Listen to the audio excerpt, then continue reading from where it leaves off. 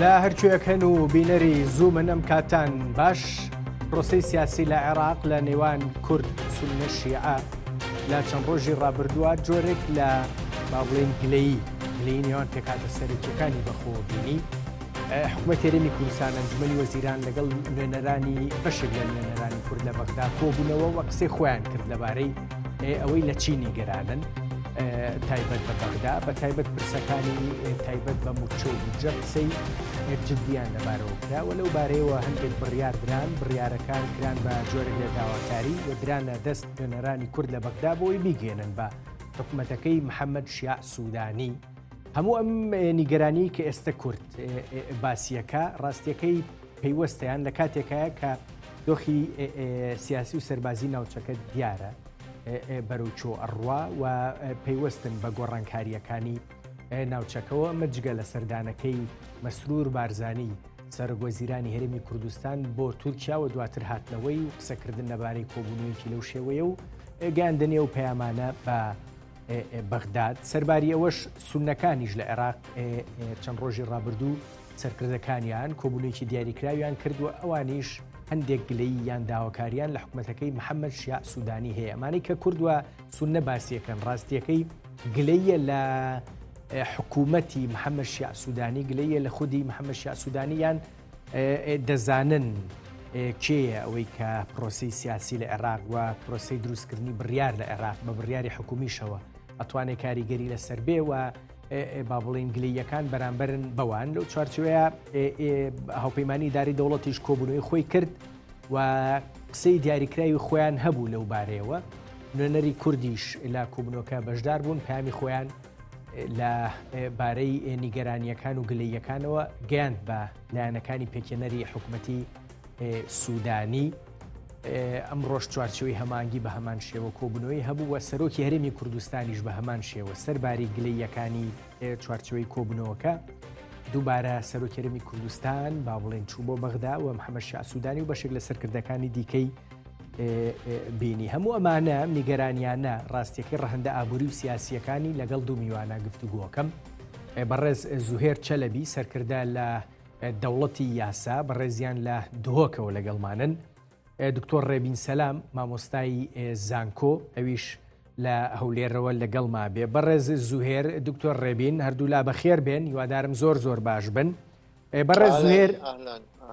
لوتفت هەیە بە ئێوە دەست پێەکەم بەڕێز زوهێر هەڵوێستان خوێندنەوەتان بەرامبەر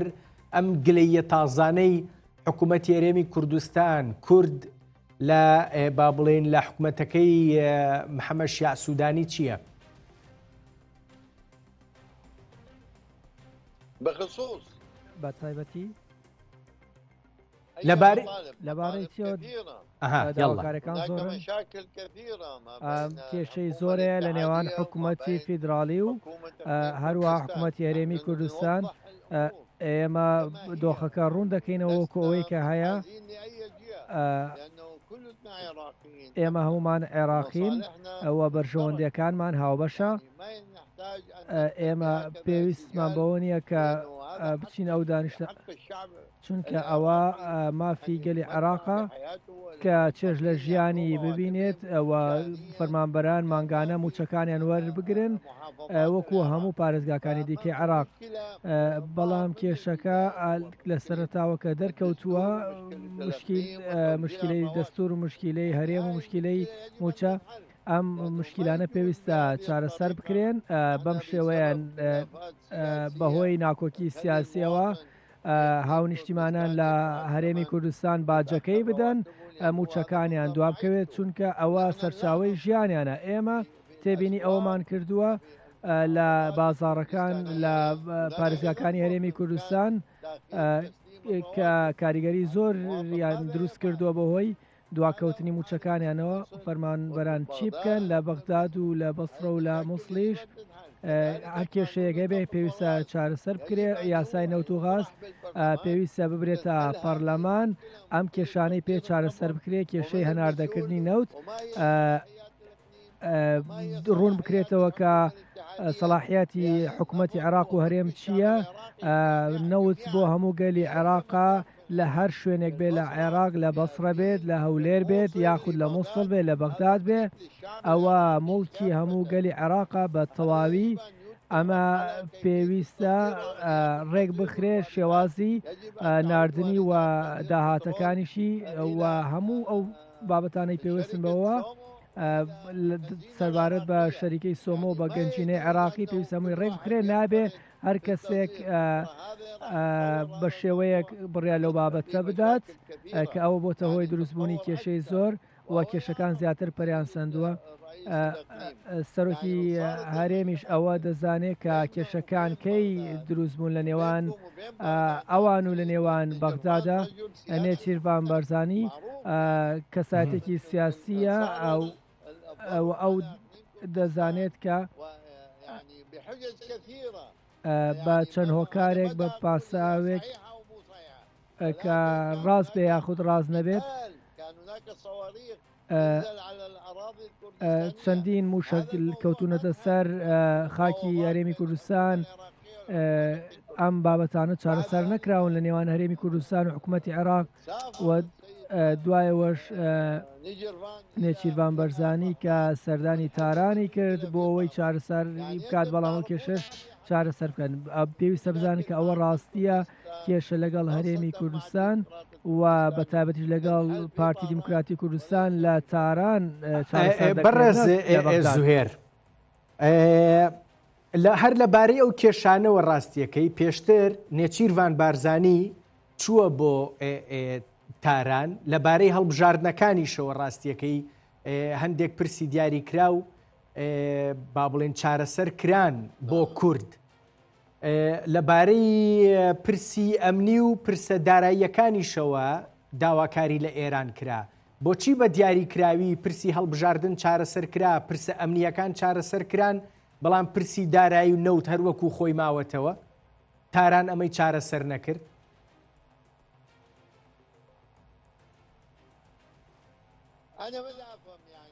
من لە بابەتەی تێناگەم، بابەتی نەوت و غاز تێناگەم، چونکە ئێران و تورکیا سوود لە بەهدەربردننی نەوت دەبن، پێویستە یاسای نەوت و غازە بێ و پرسیار لە هەر کوتلێکی سیاسی بکەین لە سیاسەکانی شیعە بلیان بپرسە کێیە بۆتە هۆی ڕاگرتن و پەکخستنی پەسەندکردنی یاسای نەوت و غاز لە ساڵی 2006ەوە تاوەکو ئێستا بۆچی ئاوا دوا دەخرێ، بۆچی یاسای هەناردەکردنی نەوت و یاسای نەوت و غاز ئاوا بەم شێوەیە کە گرنگی هەیە بۆ هەموو عێراقیەکان. وەک پێشتر وتم نەوت مڵکی هەموو گەلی عێراقە و مڵکی حکوومەت نییە، مڵکی شەعبە و مڵکی گەلی عێراقە لە باکووری و هەتاوەکو و باشوور و پێویستە ئەو کێشەیە چارەسەر بکرێت. بەڵام چەند لایەنێک هەیە کە سوودمەندن لەوەی کە ئەو یاسایە گفتوگوی لەسەر نەکرێت و پەسەند نەکرێت کە ئەوانش دەوڵەتی هەرێمین و کوتلە سیاسێ ناوخۆیەکان نین. بۆیە ئەم بابەتە لێی تێناگەم، پێویستە چارەسەر بکرێ. ئەوە کێشەیەکی زۆر جدی و گەورەیە و کێشەکان پەرە دەسێنن و دەگاتە ئاستێک کە ئاستی پشکاندنی یەکترە. ئەوەش کێشەیە، کێشەی موچە کێشەیەکی گەورەیە. من وەکو عێراقی قبوڵی ناکەم کە مۆزەفەکانی هەرێمی کوردستان بە هەر هۆکارێ بێ موچە وەرنەگرن، لەبەر هەرچەندە لە هەرێمی کوردستان چەندین پرۆژە هەیە و خەڵک ئیش دەکا لە کەرتی تایبەت کار دەکەن. بەڕێ زوێر ناکاتەوە. زۆر باشە. بەڕێ زوێر، ئێستا لەبارەی ئەم پرسە دارایی و ئابوووریانەوە لەبارەی بودجە و موچەوە کورد لە هەرێمی کوردستان داواکاری لە حکوومەتەکەی سوودانی هەبێ یان لە با بڵێن چوارچێوەی هەماهەنگی و ئیدارەی دەوڵەت، بە تایبەتی لە ئیدارەی دەوڵەت کە پێکێنەری سەرەکی حکوومەتن؟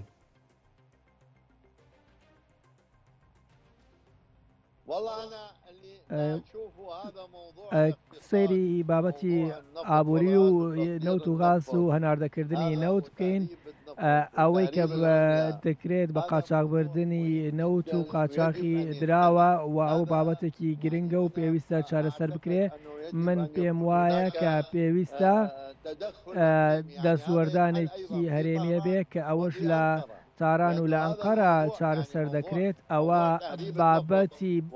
بە قاچاقبردننی نەوت و قاچاقبردننی دۆلار ئەوە کێشەیەکی گەورەیە پێویستە چارەسەر بکرێ ئەم بە کوتلە سیاسەکانی عێراق چارەسەر ناکرێ و من دڵنیام لەمە پێویستە ئەمریکا لەسەر هێڵ بێ و هەروەها پێویستە کۆنگرەیەکی نێودەوڵەتیە بێ بۆ چارەسەرکردنی ئەم کێشەیە کێشەی قاچاقبردنی نەوت و قاچاقبردنی دراو کە ئەمە کێشەیەکی عێراقە و کاریگەری لەسەر ئۆپیک و لەسەر عێراق و لەسەر بانکی فدراڵی ئەمریکاش دروست کردووە. دەست خۆش بەڕێز زوهێر من دێمە وڵات دکتۆر ڕێبین دووبارە سڵاوت لێبێ بۆچی ئێستا ئەم گلەیانەی ئێمە لە هەرێمی کوردستان لطفت هەیە بەرامبەر بە بەغداد بەرامبەر بە حکوومەتەکەی سوودانی بۆچی ئێستا؟ تاوان بەناوی خی گەورە و میرەبان سەرەتا ڕێز و سڵام بۆ جەناب تۆ میوانەکەی ڕێست و سەرجەم بینەران بۆچی ئێستا لەبەرەوەی بابەتەکە دەردی عەرە بەڵێ تەفەح الکەیل لەبەرەوەی ئێستا لە کۆتایی ساڵەکەدا کاتی هەژبارکردنی خەرمانەکەیە بۆمان دەرکەوت کە لە ساڵی 2024 ئێمە نەک لە 12 بۆ نەنێراوە نەک ئەوەی لە 2 دەبواە تعویز بکرای باینەتەوانێ لەبەرەوەی لە دوای ئەحسایی و سەرژمێرێکەوە بۆ خودی عێراق دەرکەوت کە بە لیژنەی ڕسمی و فەرمی خۆیان ئێمە لە 14 عێراقین نەک بێرین ئێمە داوای لە 2 تعویزەکە بکەین بەڵکو لە 6.5 سەرجەم داهاتەکەی عێراق کە بەپی چڕی دانیشتوان دابش دەکرێت ئەوەندەمان پێگەێنراوە و باسی تەنها موچە دەکەن و ئەو کتابەی کە لەلایەن وەزارەتی دارایی عێراقەوە دەرچووە ئاعترافکردنە بەو هەڵە و قسووریەی کە لەلایەن وەزارەتەکەەوە بەرامبەر بە خەڵکی کوردستان نوێنراوە بە دەستکەوتی دەزانن دەڵێن 11 تریلیۆن و نیومان نردووە بۆ هەرێمی کوردستان لە ساڵی 24 بەڵام ئەوە مانای ئەوە و دەلالەتی ئەوەیە کە مستحقاتی کوردستان 20 تریلیۆنە یعنی نیوە کەمتریان نردووە یعنی ئەگەر بەس تەنها باسی موچەش بکرێ دەبێت 12 تریلیۆن بێت لەبەرەوەی هەر مانگێک تریلیۆنێکی ئەوێ بۆ مەسلەی موچە و ئەمە ئێمە سوال و سەدەقە ناکەین لەوان بچن دەستپارکەینەوانێ و بچین و بڕۆین و بین و وەفت بنێرین و وەفت بێتەوانێ بەڵکو مافی خەڵکی کوردستان خۆیەتی چونکە ئەوان هاتوون شکاتیان لە هەرێمی کوردستان کرد لە 15/3/2023ەوە بەرمیلێنەوە بە بۆرەکەی جیهانە نەنێراوەتە دەرێ یعنی ئەمانە نەخۆیان ڕەحمەکەن نە ئێڵەن ڕەحمی خۆش دابارێ بەسەرمانە هاتووە خستویتێ تێزاوەیەکەوە قوت و موچە و بوجەی لێ بڕێوی مناڵی برسی کردووی تۆش دەوڵەمەندترین هەرێمی لەسەر ئاستی جیهانی بەو هەموو نەوت و داهاتی کە هەمانە ئاوا ژیانەکە برایە سەر ئەمەش بۆ مەجموعە ئامانجێکە ئامانجەکانیان یەک دووشتە مامۆستا ڕەنج یەکەمیان ئەوان خۆیان قسوورێکی زۆریان هەیە لە خزمەتگوزاریەکانە بۆ ناوچەکانی خۆیان و لەبەرەوەی بە زمانی عەرەبی خیتابێکی کوردیمان نییە خەڵکی و دانیشتوانی ناوڕاست و خواروی عێراق تێبگەێنێ بڵێ کاکە ئەمە حەقیقەتەکەی ئەوان گەندەڵەکەی کردویانە دەسە چەورەکەیان دەسوون بە هەرێمی کوردستانە دەڵێن ئێمە خزمەتگوزاریمان کەمە لەبەرەوەی لە نەوتی بەسڕەیە دەیدەین بارێمی کوردستان کاکە ئەوە نییە مەسەلە تۆش هاتووی شکاتە لە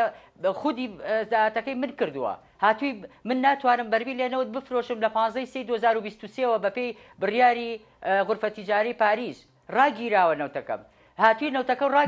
دکتۆر ڕێبین بینی خێزانەکانی کوردستانەوە باشە و موژەکەشی نانێری ڕوونە زۆر ڕوونە یعنی ئەمە قسەی هەرێمی کوردستان و لێکدانەوەکانی هەرێمی کوردستانە تەمان بەشێک لە لێکدانەوەکان لە هەرێمی کوردستانەوە خۆتە زانی لەو بارەیەوە ئێمە دوو قسەی جیاوازیشمانەیە کتابەکەی خۆشیان نانە کتابەکەی کتابی خودی وەزارەتی مالیە دەڵێ من 11 تریلیۆن و نیوم نردووە بۆ ئاخر گلەیشی کردووە تۆ ئەوەش باس بکە من ئەمەوێ ئەو بەشەی باس بکەم ڕاستیەکەی ئێمە ئەوەندەمان نردووە بەڵێ ئەوان داهاتی نانەوتی نانێرن لەبارەی داهاتی نەوتیشەوە قسەمان لەگەڵ وەزارەتی نەوتی عێراقیە کردووە ئەڵێن هەرێمی کوردستان نەوت بە قاچاغە بە ئەوان ئەو دیوەی دیکەیشی هەیە ینی هاوکێشەکە تەنها عێراقی تیانە هەرێمی کوردستانیشی تایە دکتۆر ڕێبین ڕاستە ڕاستە فەرمووی ئێمە بە هەردوو دیوەکە ئەگەر ئیجازە بفەرموویت من ئێستا دیە و دیوەکەی تریش باسەکەم ئەوان دەڵێن ئێوە داهاتی نانەوتی نانێرن ئێمە داهاتی نانەوتی مامۆستا ڕەنج لە شوباتی 2019 لە زەمەنی بەڕێز عادل عەبدولمەهدیەوە بە شێوەی مەقاسا پێشەوەی داهاتە نانەوتیەکە یعنی ئەگەر نەینێرین بۆیان بە شێوەی مەقاسە لێت دەبڕێ یعنی من و جەنابەت داین و مەدیونین قەرزار و خاوەن قەرزین ئەگەر قەرزێکی دیکە لە جەنابەت داوا بکەم من یەکەم جار ئەو قستەی کە قەرزەکەیە لامە لێت دەبڕێ اینجا دەینێرێ بۆت بە کتابی 8/4/2024 لە وەزارەتی مالیەوە دەرچووە دەڵێ هەرێمی کوردستان 950 ملیاری ناردووە لە هاتی نانەوتی ناوخۆ دوای ئەوە 7 ملیار 8 ملیار 65 ملیار هەموو ڕاگەیاندنەکان بەوەی جەنابیشتانەوە باستان کرد کە داهاتی نانەوتیەوە نێراوە بۆ بەغدا هەرچی داهاتە نەوتێکەشە کە بڕێنراوە بەپێی بڕیارەکەەوە کۆی شکاتی لە خۆی کردی و میزانی خۆی کە 20 ملیاری زیاتر لە میزانی عێراق زەرەر داوە خۆی هاتۆ شکاتی لە خۆی کردووە لەم بارەشە کە باسی قاچاغەکرێ مەسەلەکە سەلماندنی تێدا نییە و نازانی باشە تۆ بۆ ڕێگە ڕسمیەکەت کە گرتۆتەوانێ وەرە ڕێگە ڕسمیەکە بگرەوانێ بزانە بەرمیلێ نەوت بە قاچاقی دەڕاتە دەرێ دوایەوە شوێنەکانی خۆیان زۆر پاک و تەمیزن تا باسی قاچاقی هەرێمی کوردستان بکەن هەرێمی کوردستان بە قاچاقبردنەکە ناتوانانی ئەسڵۆک و بۆری بنێری و ئەمە مبەڕیر نییە بۆ ئەوە بەڵام کێ بە چاوی خۆی بینیوێتی بە تانکەر بڵێن نەوتی قاچاقکرا بۆ لە عێراقەوە لە هەرێمی کوردستانەوە بنێرێتە دەرێ کەس سەلماندنەکەی پێ نییە بەڵام تۆ هاتووی ڕێگە ڕسمیەکە دکتۆر ڕێبین تۆ گومانە هێنەوەی کە نەوت لە هەرێمی کوردستانەوە با بڵێن بە قاچاغ ڕوات ئەزانی با من یەک شتت پێ بڵێم هەر وەزارەتی سامانە سروشتیەکان خۆی ئەگەر بە چاوی خۆم بینی واز لە چاو بێنە من تەعامل لەگەڵ موسساتی هەرێمی کوردستان ئاکەم چونکە موسساتی فەرمین و هێشتان سەرباری تێبینیەکان ئەبێ گویان لێ بگرین وەزارەتی سامانە سروشتەکانی هەرێمی کوردستان خۆی ئەڵێ سەرەتا با بڵێن پێشتر 300 و زیاد لە 300 بەرمیل ئەنێرا بەرهەمە هێنرا و ئیتر هەندێکی بەکارهێنرا و هەندێکی ئەنێرایە دەرەوە ئێستا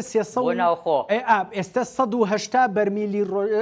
بەرمیلی ڕۆژانە بەرهەمیت بەشێکی بۆ ناوخۆیە بەشەکەی تری ئەفرۆشرێ ئەمە قسەی وەزارەتی سامانە سروشتەکان خۆیەتی باشە بۆ ناوی ئەوم پێ بڵێ باشە بۆچی باسەکە بناوی قاچاقە بە تەنکەر یعنی بەرمی لە نەوت ئەگەر بنێرێتە دەرێ لەش بەشەرتێ تۆ خۆت ڕێگە ڕسمیەکەت لێ دەداقسەوە بۆچی ناوی قاچاقە ئەی ناوی بنین فەرمی وایە یعنی خۆ بردنە دەرەوە بردنە دەرەوە بەکارهێنانی ناوخۆیە بەشێکی لە ئیتفاق کراوە لە کاتی بەڕێزمالکی دەورەی دووەمیەوە ئیتفاق کرا کە لە بریەوەی ئەوە کوشارەکانی دیکە نەوت و بەکارهێنانی بەنزین و ڕۆژانی هاوڵاتیانمان بۆ بنێرن وە کۆرپارێزیایەکی دیکە ئێمە خۆمان بەرهەمێنین ئەمە ڕیتیفاقە لەگەڵەوانیشان کراوە ئەوەی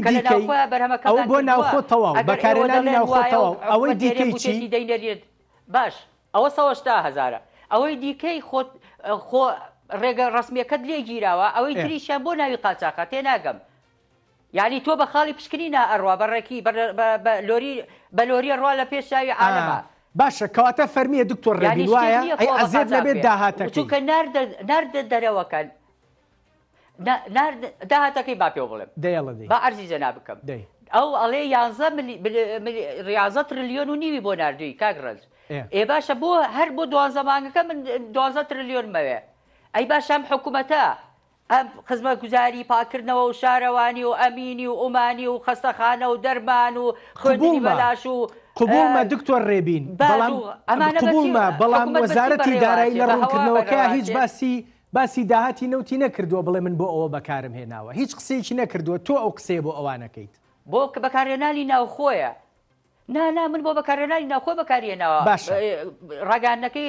وەزارەتی دارایی باسی ئەوەشی کردووە ئەڵێ 160 ملیار بەس بۆ خۆڕشتن بەکارهێنم سلێمانی خۆشەویستی بیر نایە کە پارەی بۆ سەرف ناکرا خۆڕشتنەکە سەربان و بربانی عالەمی پڕکرد بوو هەر خۆڕشتنی شارەوانیەکەش 160 ملیاری تێچووە باشە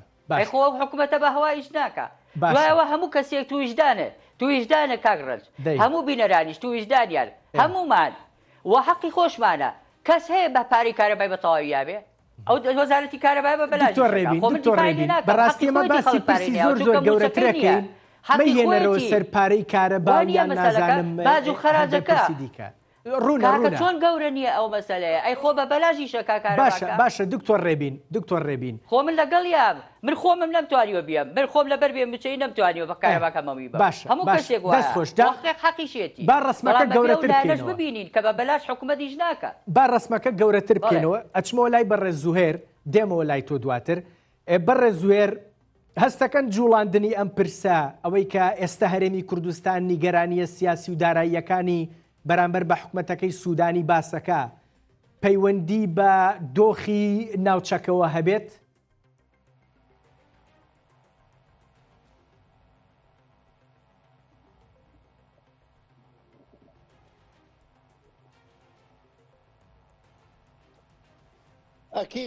بەدڵنیاییەوە شتێکی کە ڕووی داوە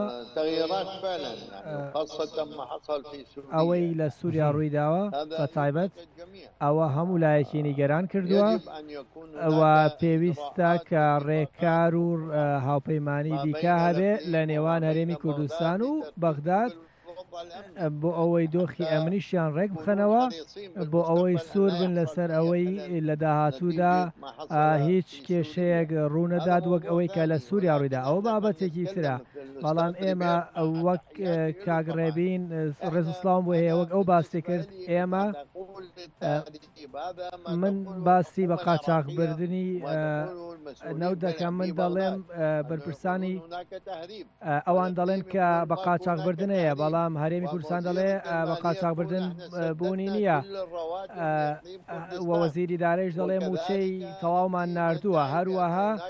هەرێمیش دەڵێ کە ناردنی موچە کەمی تێدایە کام لەمانە ڕاست دەکەن وەزارەتی دارایی عێراق و حکوومەتی عێراق ڕاست دەکەن یا هەرێمی کوردستان ڕاست دەکات و هەروەها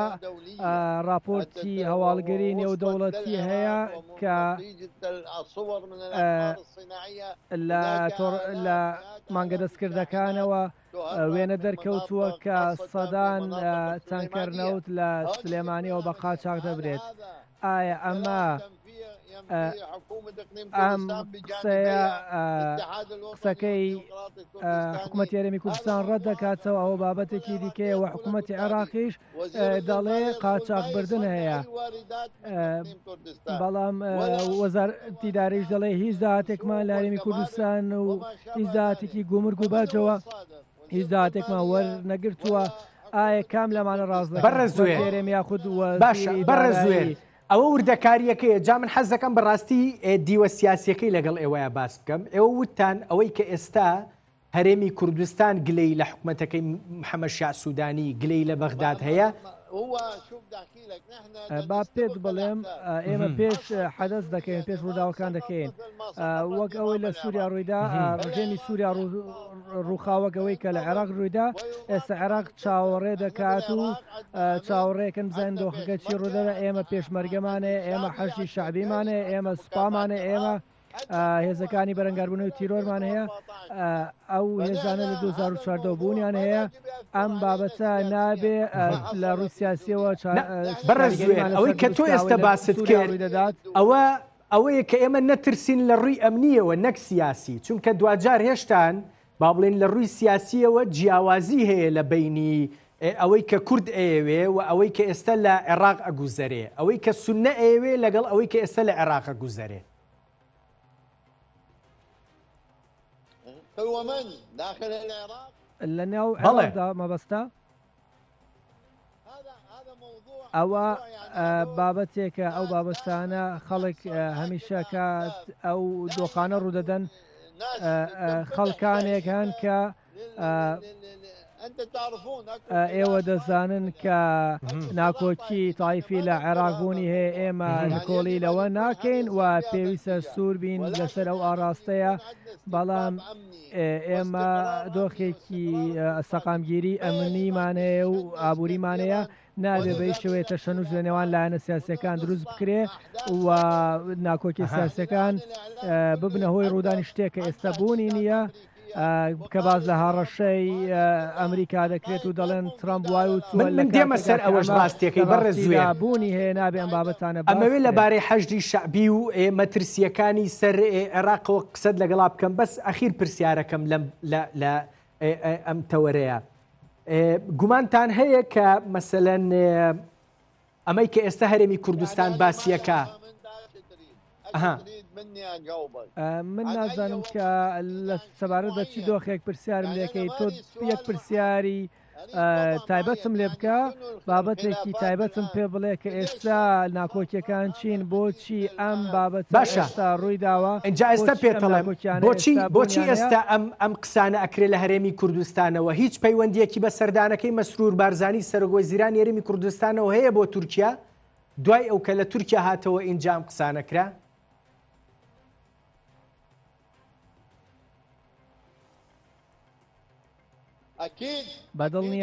بەدڵنیاییەوە من دڵنیام لەوە کە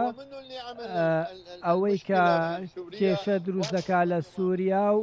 ڕژێمی سووریا ڕوخان ئایا ئەوە پشتیوانی ئۆردۆغان نەبوو بۆ ئەو ڕێکخراوانەی کە لە سووریا بوونیایەکە بە شێوەی لۆجستی پشتیوانی کردن و هەروە ڕێکەوتنی کرد هەتاوەکو ئەوانی داخلی شام کرد و ڕژێمی بەشارە سەدی ڕووخان بە بێگومان ئەوە وایە کە سەردانەکە لە کاتەکەیدا لەو کاتەیە کە ڕووی داوە دەبزانین تورکیا چۆن بیر لە عێراق دەکاتەوە بیر لە دۆخی عێراق دەکاتەوە تۆ ببینە کە چی دۆخێکی لە سووریا دروست کردووە بۆیە هەمان ئەو ئیدارەیە کە ئێمە باسی دەکەین ئەوەی کە لە حەلەب و لە مووسڵ باز دەکرێت و دۆخی کوردیش لە سووریا هەڵوێستی سووریا چییە سەبارەت بە خۆبەڕێوەبردن لە سووریا و کاری زۆرەیە کە پێویستە سەرۆکی سەرۆکوەزیرانی هەرێمی کوردستان ڕەچاویان بکات پێویستە باس لە بابەتێکی دیاریکراو بکرێ و هەروە گفتوگۆی دەبارەوە بکرێ و بگوازرێتەوە بۆ سەرۆکوەزیرانی هەرێمی کوردستان و ئەویش بچێتە بەغداد بۆ ئەوەی دانوستان لەسەر ئەو بابەتانە بکات و باز لە داهاتوو بکرێ بۆ ئەوەی دڵنیایی بدرێ هەروە بابەتی تر هەیە و هەروە مەترسیەیە پێویستە زۆر باز بکرێ زۆر باش زۆر وایەوە ئەگەر ئەمە ڕوونەدات کێشە ڕوو دەدات هەموو لایەنە سیاسەکان لە بەغداد هەمویان سەرسام بوون سەریان سوورما و شۆک بوون بە ڕووخانی ڕژێمی سووریا و هەمویان بە دوودڵیەوە لە باش بەڕە زوێر دێمەوە سەر ئەو پرسە ئەمنیە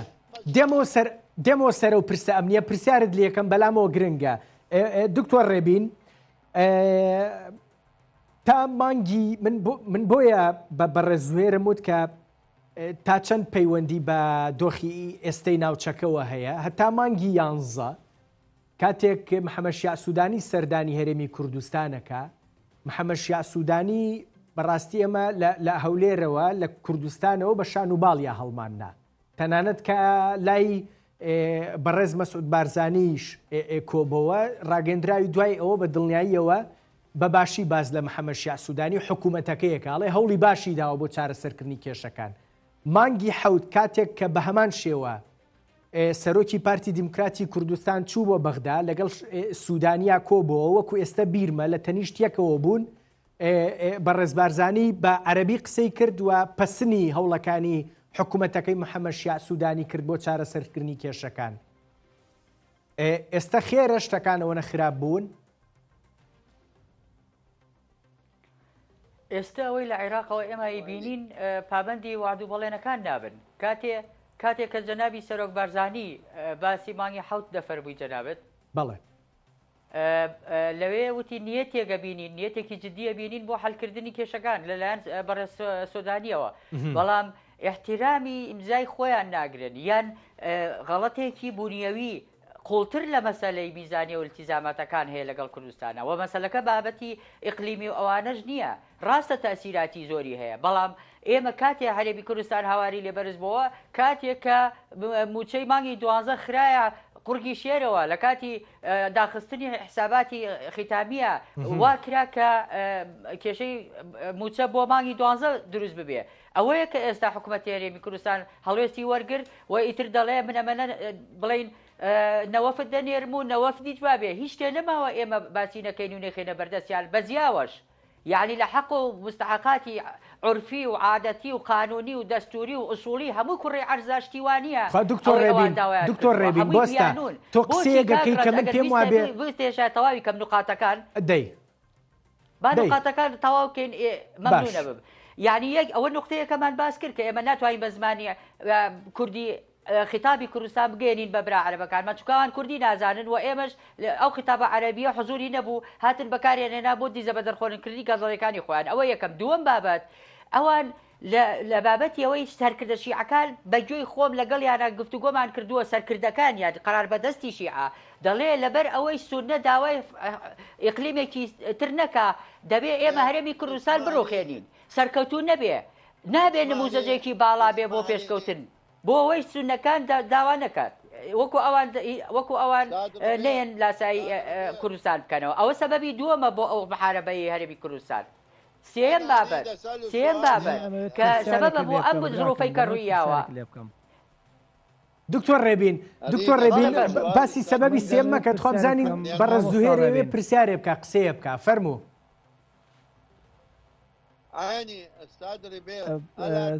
مامۆستا ڕێبین تۆ ئایا دەزانی کە بەڕێز سوودانی ئەو کاندیدی چوارچێوەی هەمانگیە ئایا ئەو دەزانی کە پرسەکەی نێوان هەرێمی کوردستان و حکوومەتی فیدرالی هیچ کەس ناتوانێت چارەسەری بکە ئللا لە ڕێگەی چوارچێوەی هەمانگیەوە نەبێت بۆچی کات بە فێڕۆ دەدەن ئەو پرسیارەکەمە بۆچی ئێوە کاتێک کێشەکە دەزانن کە بە کۆبوونەوە و بە مجاملەکردن چارەسەر نابێت بۆ کەس خۆش بەڕێز زوێر دکتۆر ڕێبین بفەرموو. من باسی کتابی ڕسمیتان بۆکەم بنە لەم وەزارەتی مالیە کە خۆی ئەڵێ بن ملیار و ده تریلیۆن و نیوم ناردووە یعنی تەنها موچەی موچەخۆرەکانی بەتەواوی نەناردووە ئەوە اعتیرافکردن نییە. باسی داتی نانەوتی کاکەی جەنابێ من هەڵێم بە شێوەی مەقاسا پێشەوەی ئەگەر پارەکە لای من بێ چۆن لی کات ناکەم. باشە تخوا دکتۆر ڕێبینەوە دواتریش ئەو قسەیت کرد با من پێت بڵێم ئەگەر وایە دکتۆر ئەگەر پێشتر ئێمە داهاتی ناوخۆ تۆ با پێ بڵێم دکتۆر ڕێبین بمبورە تۆ ئەڵێ داهاتی نانەوتی پێشتر لێمانە بڕێ ئەگەر وایە بۆ ئەم ساڵ بە 4 گوژمە یا 4 یا 5 من شتم هەندێ بیرەچێتەوە یا 4 جار یا 5 جار ئێمە پارەمان ناردووە بۆ بەغا ئەگەر پێشتر بڕاوە بۆچی ئێستای نێرین. بەڵێ من ئەڵێم عەرزی جەنابتم کرد ئەگەر مۆڵەتت بدایە مەمنونە بووم لە زەمەنی سەید عادل عەبدولمەهدیەوانێ لە شوباتی 2009ەوە پێشەکی لیان دەبڕین لێبڕینەکە بەرامبەر نەناردنی 250,000 بەرمیل نەوتەکە بوو کە حەقەکەی 300 ملیاریە کرد ئەوان 550 ملیاریشان لێسەنین یعنی حەقی نەوتەکە ئەوە نەونیوی بڕاوە. بێجگەلەوە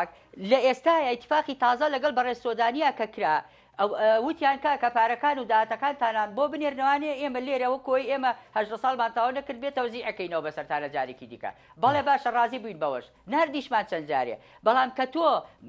گوژمە پارەکان بە درەنگە نێری کە تۆ باسی خەدەماتی محافەزاتم بۆ نانێری کە تەنها باسی موچەم لە گەڵاکەیت و 9 ملیاریش باشە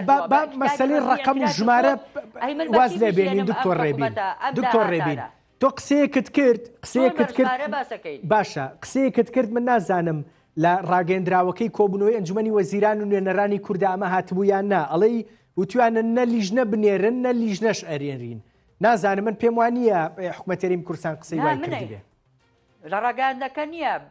من بەڕای من ئەڵێم دوای کۆبوونەوەکەی ئەنجومەنی وەزیران ئەخی وایە ئیتر نە لیژنە بێ و نە لیژنە بڕوا چونکە هەموو شتەکان وازەح کراوە ئەوە قسەی خۆمە بۆچی چونکە تۆ بووە بە حکایەتی مێش بەس بەڕێز قوبات تاڵەبانی 38 جار چوو بۆ بەغا 38 جار چوە بەغا و هاتەوە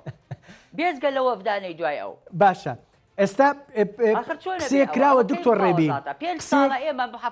دکتۆر ڕێبین ڕوونە قسەیەکرا لەبارەی ئەگەری کشانەوەی کورد لە پرۆسی سیاسی و ئەمانە بەڕاستی ئەمە تا چەند قسەیەکی عەمەلیە بۆ ئێستای عێراق بە کورتی جوابم بەرەو با بچمەوە لای بەڕێز زوێر. وڵی مەسەلەی کشانەوەکە ئێمە نەمانەوێ لە بەغدا ئێمە بە عمقی استراتیژی خۆمان نێزانین بەغا بە عمقی استراتیژی کوردستان نەزانین پێشکەوتنی ئەوان بە پێشکەوتنی ئێوە خۆمان نەزانین بەڵام ئەوان بۆ ئەوەی کە خۆیان باڵا بەس دەرچن ئەگەر بینایەک بن دەقات بن ئێمە پێنج قات بین دێن پێچقاتەکەمانەکەن بە سێ قادەی ڕوخێنە دووقاتی بۆی خۆیان باڵا بەرز دەرکەون بەڵام ئەوە وەهمە وەرە خۆت بینای خاڵ شوێنی خۆت بەڕاستی خزمەتگوزاری دروستکە با ئەو کاتە منافەسە دەرەکەوێت لە مەسەلەی پێشکەوتن و پاشکەوتنی خزمەتگوزاریەکانە. باشە دکتۆر دەستت خۆش بێ با بچمە لای بەڕێز زوهێر ئەو پرسیاری پێشتر کە لە دکتۆر ڕێبینم کرد بە هاوڕیان مدوت وتت حەزەکەم ئەو پرسیارە بۆ من بواە ئەوەی کەوتم ئێمە بۆچی لە مانگی حەود لە مانگی 11 بە شانوباڵی سوودانیا هەڵمان ناوە بەڵام ئێستا لی ناڕازین لەو بارەوە تێ چی بڵێ ئەمە یەک دوو لە چەند ڕۆژی ڕابردووە لە هەرێمی کوردستان هەندێک قسە لەبارەی ئەگەری کشانەوە لە پرۆسەی سیاسی عێراق کرا ئەمە تا چەند قسەیەکی عەمەلیە لەلایەن کوردەوە؟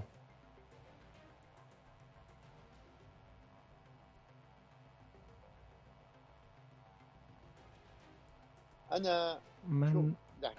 سەیری کە باشێت بڵێم پەیوەندی لە نێوان کورد و هاوپەیمانی شیعەکان یاخود پێگاتەی شیعە لە عێراق پەیوەندێکی استراتیژیە ئێمە هاوبەشین لە پرۆسەی سیاسی و ئێمە ئەرکی پرۆسی سیاسی عێراقمان لە بەغداد هەڵگرتووە برایانی کوردمان هەروە هاوپەیمانی شیعەکان یاخود ئەنجومەنی باڵای شیعەکان ئەم پرۆسەیە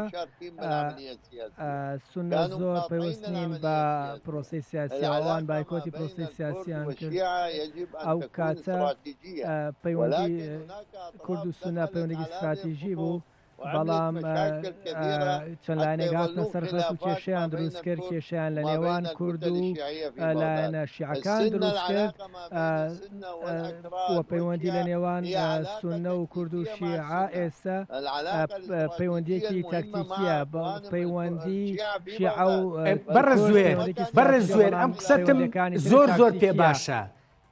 بۆ ئەو پرسە استراتیژیانەی کە لە بینی کورد و شیعەیە هەیە یەکلا ناکرێنەوە یعنی پرسی نەوت و سامانی سروشتی هەیە پرسی خاک هەیە پرسی دارایی هەیە دەی هەرێمی کوردستان ئەڵێ وەرن با بە پێی دەستوری یاسا یەک لای بکەینەوە چاوەکان کێشەکە کێشەکە ئێستا ئەوەیە کە کێشەی یەکێتی نیشتیمانی کوردستانەوەیە کە ئەو زیاتر نزیکە لە حکوومەتی عێراقەوە وەک لە پارتی ئێمە ئێستا دۆخەکە دەبینین کە ڕێکەوتن هەیە لە نێوان کوتلێک لە یەکێتی نیشتیمانی لەگەڵ کوتلەی شیعەکان لە بەغداد بەتابەت لە بابەتی هەڵبژاردننی پارێزگاری کەرکووک ئێمە نامەوێت زۆر بگەڕێنەوەداوە بەڵام مرۆڤ نابێت بیری بچێتەوە کە ئەوەی کە ئێستا ڕوویداوە پەرسەندنی چییە کێشەیەگەیە کێشەکە پارتی دموکراتی کوردستان کێشەی هەیە لە ناوچەکە لەم ناوچەیەدا و بەتایبەت بوونی پەکەکە پارتی کرێکارانی کوردستان ئەو پارتاکە کێشەی دروست کردووە لەسەر سنوورەکان کێشە لەگەڵ تورکیا دروست کردووە و ڕۆژانە چالاکی سەربازی لە ناوچەکە ئەنجام دەدرێن لەلایەن تورکیاوە پارتی دموکراتی کوردستان کێشەی زۆرە لە ناوچەی بەڕە زوێر ئەوانە پەیوەندیەکی بە پەیوەندی نێوان هەرێمی کوردستان و بەغداوە هەیە چ پەیوەندیەکی بە نێوان با بڵێن پەیوەندی نێوان پارتی دیموکراتی کوردستان و لایەنە شیعیەکانەوە هەیە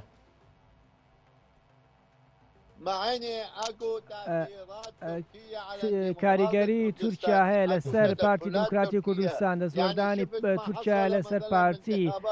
وەک ئەوەی لە هەڵبژاردننی 2023دا ڕوویدا کێبوو کە حەلبوسی و خەنجەری والێ کرد کە کوتلەیەک دروستکەن لەگەڵ پارتی بڕۆن و لەگەڵ نێوەی شیعە مقتەدا سەدر بڕۆن کە خەریب و ببێتە هۆی هەڵگرستانی جەنگی ناوخۆیی بۆیە کاریگەری دەرەکی لەسەر پارتیەیە بە فشاری سیاسی ئاراستە دەکرێن و ترسێ لەم دۆخەدا بەڕە زوێر با ئەو بکەم بە پرسیار ڕاستیەکەی بۆ دکتۆر ڕێبین دەستت خۆش بێت دکتۆر ڕێبین بەڕاستی مەسرور بارزانی ئەچێ بۆ تورکیا بۆ ئەنقەرە بەڕەزەردۆغانە بینێ کە دێتەوە کۆبوونەوەکەی ئەنجومەنی وەزیران و نوێنەرانی کورد دروستە بێ و اینجا ئەم قسانە کرا کە کران ڕاستیەکەی و میوانەکەشم بەڕێ زوێر پێی وایە نەک هەر لەمەیە لە پرسی دیکەشە تورکیا کاریگەری لەسەر سیاسەتەکانی پارتی دیموکراتی کوردستان هەیە بۆیە ڕۆژێک سوودانی باشە و ڕۆژێک جاشە کاک ڕێز و حربەتی بێپایانم بۆ میوانەکەی بەڕێز کاک زوهێر احترامەیە بۆ ڕایەکانی بەڵام ئەگەر ئەوان موچەکەی مانگی 12 درەنگ نەخستایە پارتی کۆبوونەوەی لەسەر چیە کرد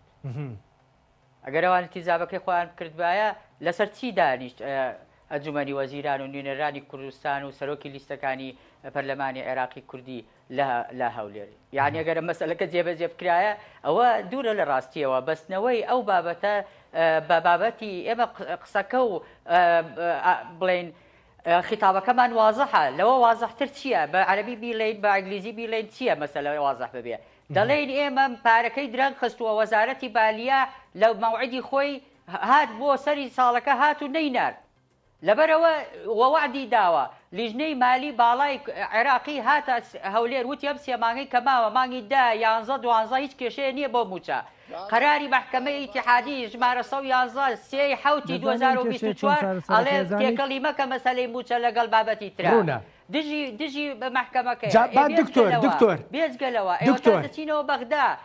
وەرە چارەسەری بە دیوە سیاسیەکەیە ئەوان ئەڵێن پارتی دیموکراتی کوردستان کاریگەری باشە ئەوان ئەڵێن پارتی کاریگەری تورکیای بەسەرەوەیە باشە ئێوە پێتان وایە ئەمەی کە چارەسەری ناکە خودی سوودانیە و حکوومەتەکەیەتی یان نەخێر ئەوانن کە کاریگەریان بەسەر حکوومەتەکەی سوودانیەوە هەیە بە کورتی قوربان گیان ئەوانەی کە کاریگەریان بەسەر حکوومەتەکەی سۆدانیەوە هەیە پێڵێن مدیر عامە بەڕێ سۆدانیە چێ بۆ حەلکردنی حەجی شعبی لە ئێران ئەوێ قەرار وەربگرێ باشە ئەمانە هەمووی نقاتی خەتەرن باسی ئەوە ناکەین من ناچمەشتی جانبیەوە وەکو میوانەکەی بەڕێزە من باسی مەسەلەکە ئەەکەم کە درەنکە و موچەکەی بانگی 12 بە ڕقەم کە درەنکەوت اینجا حکوومەت هێرەمی کوردستان دانیشت ئەمە چ ڕەبتێکی هەیە بۆ بابەتەوە زۆر ڕوونە وڵات چۆ بۆ ئەوێ پارتی لەژێر تەسیرە و دوایەوە پەکەکە لە عێراقەوە بە ناشەرعی بە شێوەیەکی حیزبێکی ئیجازە پێنەیراوی ناشەرعی سەلمێنراوە باشە دکتۆر ڕێبین بزانین بەڕێز زوێرەوێ چی بڵێ دەست خۆش بزانین بەڕێز زوێرەوە چی بڵێ من بە چەمان لە تۆ گەورەترم گوێم لێبگرم من زۆر ڕێزت لێ دەگرم و من هاوڕێی پارتی دیموکراتی کوردستانم من دەمەوێت یەک شت پێ بڵێم هەروەشت پێ بڵێم یەک قساکەم ڕێزمەیە گەورەتر بی بچووکتری لەسەر سەر گوێم بۆ بگرە سەردانی بەڕێز سوودانی بۆ چاران پێش 2 ڕۆژ یا 3 ڕۆژ پێش ئێستا سوودانی هیچ وشەیەکی دەربارەی سەردانەکە نەوتووە هیچ شتێکی نەوتووە تەنها خامنەی یەک قسەی کردووە من دەمەوێت ڕوونی بکەمەوە وشەکەشم بەتەواوی ڕوونە بەی شێوەیە بابەتی شایسەدارەیەکان چارەسەر ناکرێ بەبێ دەستوەردانی تورکیا و ئێران دکتۆر ڕێبین ئەخیر قسە بۆ تۆ بە کورتی بەڵێ ئەوە بەستنەوەی بابەتەکان بە دەرەوەی عێراق ئەوە سەلمێنە جارێکی دیکە کە عێراق سەروەری نییە دیواری نییە هیچ شتێ نییە بیپارێزیەوە و حوشەیەکی بێدەرگاوە هەرچی بێوێ دەستی تێخەنێ وەرم گرت دکتۆر دەستت خۆش بێ کاتم نەما بەڵام بۆ مەسلەی لەبەر دەستی خۆمانە چارەکرێ با لەسەر چاریکەی بە دەستی خۆمان 6 مانگ ئەم حکوومەتە قەولیە کە مەسلەی مادەی سەوچل جێبەجێ بکات مادەی سەوچل لە سوێکی 2007 جێبەجێ نەبوو دەست خۆش دکتۆر ڕێبین سەلام مامۆستای زانکۆ لە هەولێرەوە لەگەڵ مابووی سپاس دەکەم دەستت خۆش بێ بەڕێز زوهێر چەلەبی سەرکردە لە دەوڵەتی یاسا ئێوەش لە دووەکەوە لەگەڵ مابوون ئەوە بەڕێز ڕێبین سلااوت بۆ نێرێ بەڕێز زوهێر دەستی بەرز کردوێتەوە سلااوت لیەکە احترابی وتقديري لجنابك وحضرتك على راسي أراك شكرا زۆر ڕێز دەگرم مامۆستا ڕێبین باسی سیادت گر بەڵام ئێمە سیادەمان نییە ئەوە هیچ قسەی لەسەر ناکرێت بە دوعا